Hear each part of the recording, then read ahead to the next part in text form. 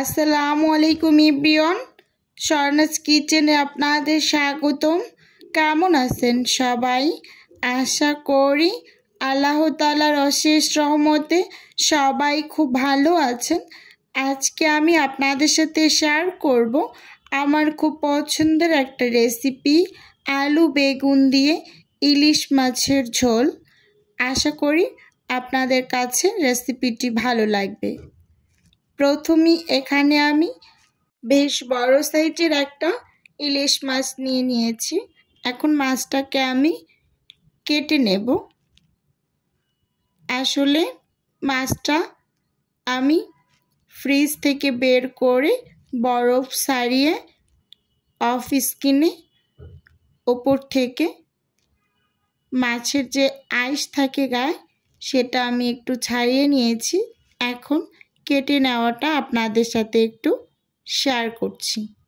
খুব বেশি একটা ভালোভাবে মাছ কাটতে পারি না, আসলে যতটুকু পারি তাতে করে নিজেদের হয়ে যায়।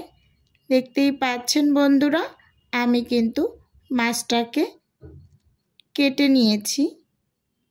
আসলে ইলিশ মাছ মোটামুটি কিন্তু সবাই কাটতে পারে। এখানে আমি মাছটা কেটে খুব ভালোভাবে ধুয়ে পরিষ্কার করে নিয়েছি। এখন আমার এখান থেকে যতটুকু পরিমাণ মাছ লাগবে আমি সেই কয় পিস একটু নিয়ে নেব, আর গুলো ফ্রিজে আমি রেখে দেব। এখান থেকে আমি 3 পিস মাছ আর মাথাটা নিয়েছি। এখন উপর থেকে কিছু লবণ দিয়ে দিচ্ছি, মাছগুলোকে ম্যারিনেট করে রাখবো। আর একেবারে সামান্য করে একটু হলুদের গুঁড়ো, একটু মরিচের গুঁড়ো দিয়ে আমি মাছগুলোকে একটু মেখে রান্না হওয়ার আগ পর্যন্ত সাইডে রেখে দেব। আমি সাধারণত খুব বেশি একটা মাছ ভেজে রান্না করি না। আমি এরকম রান্না করার আগে লবণ হলুদ একটু মেখে বেশ কিছুক্ষণ একটু রেখে দিয়ে রান্নাটা করে নেই কষিয়ে। এখানে আমি বেগুনগুলো কেটে নিয়েছি, দেখতেই পাচ্ছেন বন্ধুরা, লম্বা লম্বা করে। আর এখানে নিয়েছি কাঁকরোল, আলু কেটে নিয়েছি। 2টা কাঁকরোল ফ্রিজে ছিল, নিয়েছি। এখন চুলোতে একটা প্যান বসিয়ে দিয়েছি। প্যানটা বেশ ভালোভাবে গরম হয়ে গিয়েছে। এই পর্যায়ে আমি তেল দিয়ে দিচ্ছি। তেলটাকে একটু ভালোভাবে গরম করে নেব। গরম হয়ে আসছে। এখন এর মাঝে আমি কেটে রাখা আলু আর কাঁকরোল কেটে রেখেছিলাম 2টা ছোট সাইজের, সেগুলো দিয়ে দিয়েছি। সামান্য একটু লবণ আর একটু হলুদের গুঁড়ো দিয়ে এই তেলের মাঝে এই সবজিগুলোকে একটু ভেজে নেব। ভেজে নিলে এর স্বাদটা খুব ভালো আসে, তাই একটু ভেজে নিয়ে রান্না করছি। অনেকে কাঁকরোল খেতে পছন্দ করে না। যে কোনো রেসিপি তৈরি করেন না কেন, কাঁকরোলটাকে একটু আগে তেলের ভিতরে ভেজে পরে রান্না করবেন, খেতে ভালোই লাগে। এই যে আমি কাঁকরোল আর আলুগুলোকে তুলে নিয়েছি ভেজে, আর ওই একই তেলে আবার আমি বেগুনগুলোকেও দিয়ে দিচ্ছি। এগুলোকেও একটু ভেজে নেব। নর্মালি আমি কখনো বেগুন ভেজে রান্না করি না। আজকে যে তেল ছিল ভাবলাম একটু বেগুনটাকে ভেজে রান্না করি।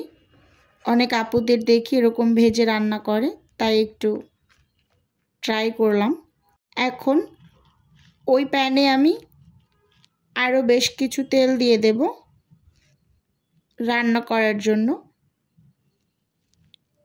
এর মাঝে আমি দিয়ে দেব পেঁয়াজ কুচি।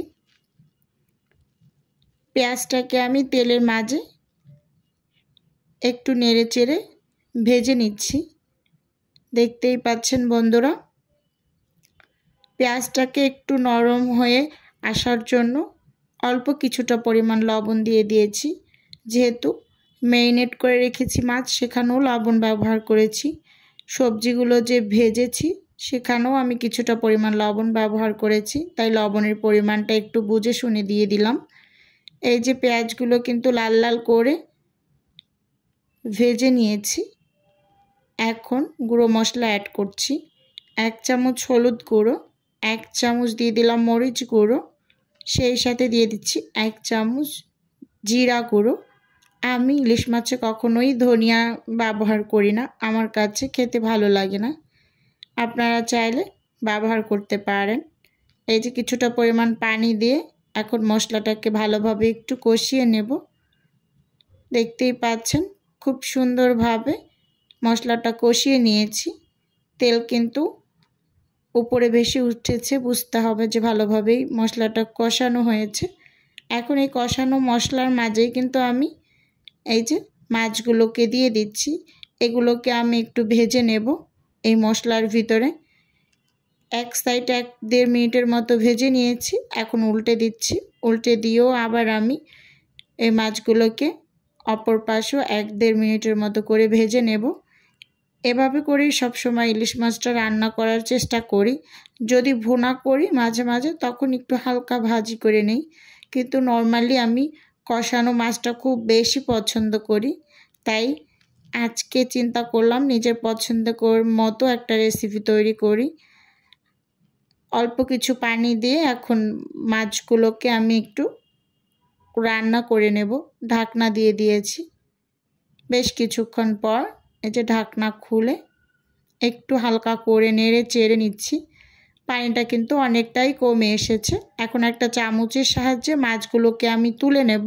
দেখতেই পাচ্ছেন বন্ধুরা, মাছগুলো তুলে নিয়েছি। এখন ভেজে রাখা সবজিগুলো দিয়ে দিচ্ছি।